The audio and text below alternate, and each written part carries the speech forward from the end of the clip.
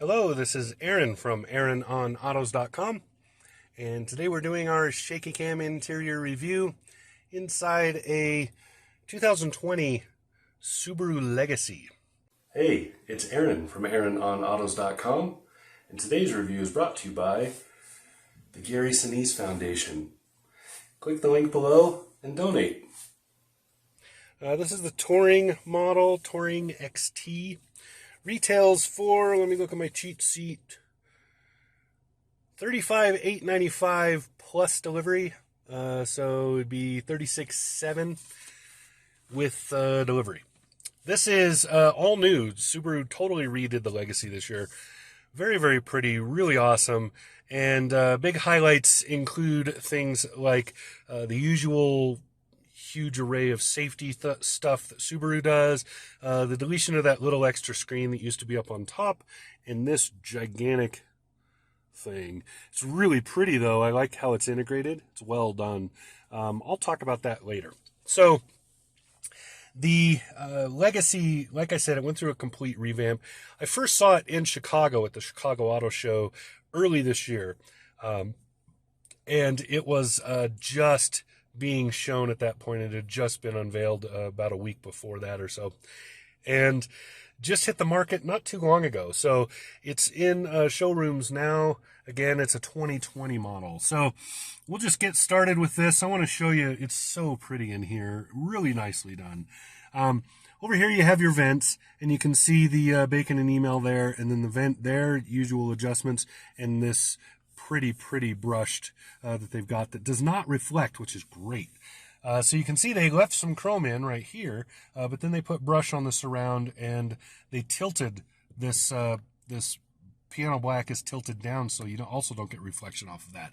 Smart thinking on Subaru's part. Over here is your seat memories. Down here, windows and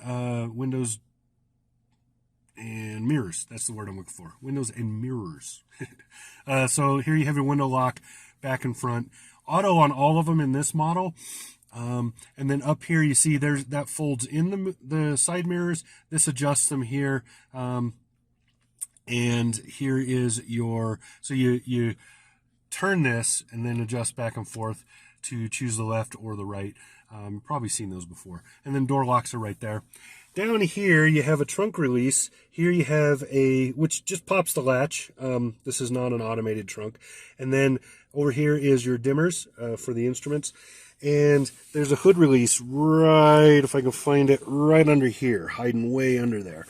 That's for the hood under there. And then you can see the pedals. Nice dead pedal in this, by the way. And then we get to the steering wheel. So, a lot going on with this steering wheel. Subaru gets busy with their steering wheels. I'll start on the left side. Over here, this is mostly infotainment controls. So this goes back and forth with tracks and such. This is the volume here. Here you can change the source. So you can go like from, say, satellite radio to FM radio to, I don't know, Bluetooth to aux, whatever. Here's your voice control. Works pretty well in here. Not great, but not terrible. It's just good. Down here's telephone control. So telematics for hanging up and picking up right there. You push this also, you can make a call, and if there's no phone connected, you push that and it will walk you through the connection process. Down under here, you got these little information buttons. You pull them towards you. Note that. Note that they pull towards you. They don't push in, they don't push down, they pull towards you. And then these basically control the driver information screen. So you're controlling what's showing right up there. And you just go back and forth. Info is, I don't know what you would call it. I guess it's kind of like a sub-menu prompt. So you're going through and you're choosing different things, and then you can use the info button when it allows it, when it has something to do with it, and it will pop up the sub-menu for whatever that is. And that's about it. So, let me get back to the screen I was on, and then I'll show you what's going on up there later. Over here is cruise control stuff. So here you have your lane keeping assist. Here you have your, which also includes lane centering, I'll point out. That is Eyesight system, which is a dual camera, 3-dimensional vision system. Very nicely done. Subaru does a really good job with it. probably one of the smoothest in the business. It's getting close now because there are others that have really good ones that are radar based, but still, it's hard to say. But I still think I would give Subaru the top spot for that. Over here, this turns cruise control on and off. This is your distance setting for the adaptive cruise, so you can see closer and further away. And then this is the set setting, so resume and set and so on. Down here, steering wheel heat. Weird placement for it, I know, but that's where it is. Up here, you got a paddle shifter, which, I mean, you can use that if you want, but it's not a geared transmission in this. So, yeah. It's a high torque Lineartronic CVT, so continuously variable transmission. Very nicely done, I will say. I do like the transmission in this. A lot of people just don't like CVTs. They complain about them endlessly. I don't think they're that bad if they're done well. The question is whether or not it's done well. So this one is done well. Now, looking at the windshield wiper washers, pretty straightforward. Up and down for that, pull towards you to squirt. Here's the speed selector. That's all you got. You don't need anything more. It's a sedan. Over here, you got lighting. So you can see I have the lights on manually. You can put them on auto. Over here, you can turn the fog lamps on and off right there, and then back and forth for your brights. Good to go. Other paddle shifter. Guess you're, big into NASCAR. Honest, I used the paddle shifters a little bit in this car. Didn't find a whole lot of use for them. I don't know why you would want to use them. It's kind of pointless. CVT doesn't have any gears. Why do you need to pretend you have gears? It's kind of dumb. Yeah. So over here you got a tachometer. Again, pointless. It's a CVT, but tachometer because it's convention. Down here is engine heat. This is driver information screens. I'll talk about those again. Over here is your speedometer. So you can see you got speedometer there, Canuck miles per hour down there, and then down here is fuel. Exceedingly fuel efficient car, although I will point out that I haven't put a ton of miles on it. Just haven't had time this week. I've had too many things going on. Haven't had a lot of drive time in this car. But I've had enough to know that I like it. How's that? And then you can see some other indicators. That green thing, that's Eyesight system. So it's telling you that that is working. I'll stop putting my finger there so it stops trying to do that. And then you can see I'm on the screen that shows MPGs. So my average has been 20. That's okay. This is actually rated at 24 city, 32 highway, 27 combined. Mine is low because, one, we're at high altitude, and two, it's almost all city driving. I did very little highway on that in this car. I only did enough to do my actual fuel economy numbers. So I got this right after weather had finished coming. By the time I drove it, which was about 2 days later, roads were totally clear. I don't have any question as to whether or not Subaru is great in bad weather driving, because I already know every Subaru I've ever been in has always been great in bad weather driving. I didn't need to test that, but I did do formal highway tests. So you'll see my numbers across here. I'll just put them up for you, but they were very close to what the EPA says. I got 33 miles per gallon on the highway, which is pretty awesome considering I'm at over a mile up in altitude. So my average has been low because I've done a lot of idling and city driving for the bulk of that 52 miles you're seeing right there. But I did do my 20-mile loop for highway, and I did get those numbers for you. Over here, this just shows the parking, and this shows the auto stop-start for the engine, which works and works well, better than most Subarus I've been in. Subaru's problem with auto stop-start is that they use a boxer engine, an opposed piston, so the pistons are going back and forth instead of in a V, so they're going back and forth.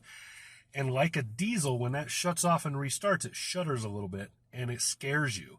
In this car, they've mitigated that somehow. You don't feel it nearly like you do in like the Crosstrek and other cars.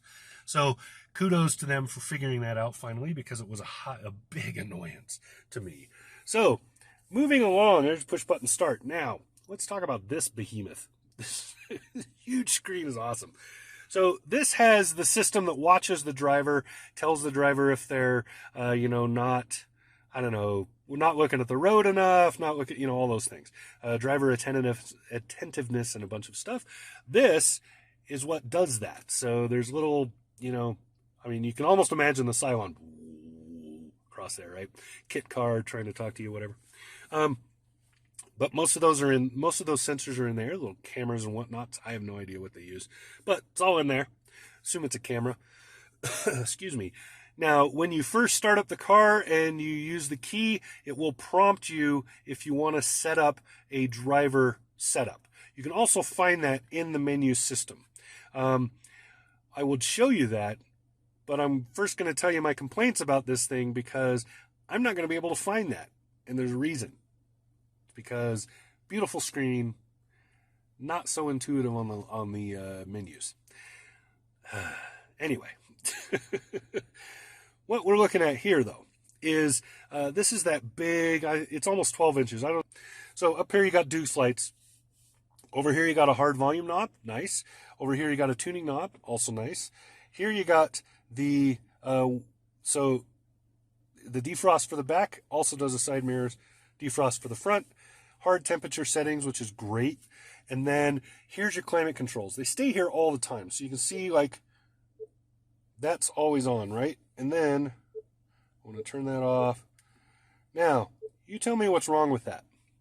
I'll tell you what's wrong with it. Way too many freaking steps. I should just hit the button and it goes, oh, you want a bun warmer, and just turn it on. Come on. And then you can see I have the climate off, but if you hit the climate like this, then you get into the climate screen and you can set whatever you'd like. Again, I have it off, but I will turn it on to auto, which works like that, right? And now the temperature settings are set, all of that good stuff. I want to turn it off. I just do that. You can hard control the fans right here, and that's about it. So if I turn it on, you can see what's going on. You can see I can turn off the AC and stuff. That's nice. I'm glad they did think of some of that stuff. But main menu screen for this, here's what it looks like. Beautiful, beautiful, pretty screen. I really like the look. So simple menus, there's only 2 of them, right? Not a whole lot on the second one because there's nothing added. If you get Subaru Starlink on your phone, then you can integrate a lot of those. If you plug your phone in to use apps like Android Auto and whatnot, there you go. My Subaru is Subaru's proprietary app. It's a pretty good one. They put a lot of work into that. So I would suggest that if you buy one of these cars, you get that app and you learn how to use it. Now, all of that said, this is just a little weird. I don't like it. So I like that I can do this, so I can play with the audio. It's always up there. This stuff across the top is always there. It doesn't change. This down here, if I want to jump to car stuff, so car settings, whatever, you can toggle several things, so you can see all this kind of stuff. If I want to go to the user settings, driver profiles is what it's called, you can do it here. Now, since I'm not connected with the Starlink app right now, it doesn't know who I am. It doesn't go by the key, it goes by the phone. So I don't have my phone connected. My phone is connected, but I do not have it. I do not have a profile active on it. So there you go. This will keep track of things like your driving habits. It keeps track. It tunes to your facial recognition so that your face in the cameras. Let me see if I can move this so you can see my face. There's my face. So that it recognizes your face better, so it does a better job of deciding if you're looking at the road or not. For people like me, that's important because I have small eyes and thick brows, so it's harder for most cameras to know where my eyeballs are. So, yeah, kind of that's kind of what's going on with that. Again, not as intuitive as I would like, but still, this is a nice system. It's very pretty. Now, let me show you another complaint. There's the backup camera. Oh, that's the front camera. Doesn't matter. Front camera, backup camera. Actually, I didn't know this had a front camera because it never shows it. Huh. All right. So I'm going to go into reverse. Boom. There's the backup camera. Tell me what's wrong with that. I'll tell you what's wrong with it. Such a huge, nice screen with such awesome resolution. Bad resolution on that camera. It's grainy. It's crappy. It's a weird fisheye. Not done well. I don't like it. That needs to change. Otherwise, there you go. That's the big screen. Let me pull back so you can see the whole thing. That's the big screen. Roar, roar. Anyway, it is bigger than my hand. That's a good sign if you're looking for, tablets. So here's my phone, and this is where I've been dropping it, right there. So down in here is a good spot for it. It's rubberized on this one side, and then you've got USB plugs and an aux down up under there. This is the parking brake. Pull it, set it, push it to release. This is the camera view button I was using before.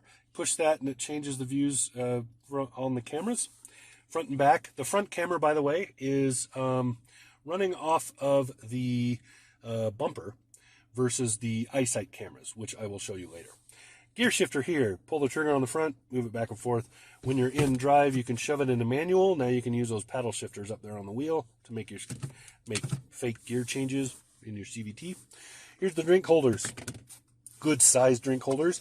This has a spacer in it. You can make it really deep, or you can drop that in and make it shallower to easier keep things in there. Kind of a Subaru thing, and I like it. This is rubber, by the way.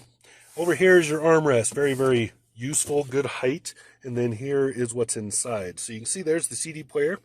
There is a 12-volt plug, a little bit of storage. Again, it's a Subaru, so it is all-wheel drive. And then we drop that down. Here's a spot to drop your... This is rubberized again, by the way. Here's a spot to drop, your phone or whatever, because there is concave up here, so it's more space than it looks. But I will note there are no routing holes for wires and such. So if you're plugging it in, there's nowhere to really route that in this. See, not clear and obvious. That's a bit of an oversight. But I don't know how many people are actually going to do that. So here's my cheat sheet. Here is just the pretty interior. Look at this design. So nice. So you see how they broke it up a little bit. They created this shelf, which is the new thing now. Everybody's figured out, hey, you can make a shelf underneath the airbag, and it's useful. People like them. So rubberized, you can throw things in there, and they won't slide around much. Nice dashboard. I really like this. Good material. I really like this leather that's in the, this is the touring package. Then you just see the prettiness and the flow. So no matter what package you get, you're going to have the same flow. So you're going to have the same movement in the materials, in their edges and connections. Just really nicely done. And then you see how little the reflection there is right there and right there. Just because of the way they tilted it and the way they did it, even though it's piano black, which is terrible. Terrible for reflections. Back seat, really good size back seat. I like the back seat in this. This is a good size car. Pretty car, well made, lots of headroom back there. So if you look up, you can just see where they notched it. That gives lots of extra headroom, despite having this sunroof up there, which opens into all of this right here. And good size trunk. I'll show you that now. Trunk, nice. Now, looking up here, I'm looking above the rear view mirror. Right here, you see these are the cameras for the Eyesight system. So there's two cameras like that facing forward. Cameras can do things like recognize taillights, recognize taillights that are lit because of brakes versus just lit because it's nighttime, all that stuff. Really cool. Yeah, so that's the 2020 Subaru Legacy. Really nicely done car. Really like this car. It has a few quirks, few things that I don't like, but for the most part, I really like this car. And I will say, drives nicely on the road. Drives really well. A lot of that sluggishness that people complain about with a CVT really doesn't exist in this car. Cool. All right, this has been Aaron. AaronOnAutos.com. Talk to you again soon. Subscribe.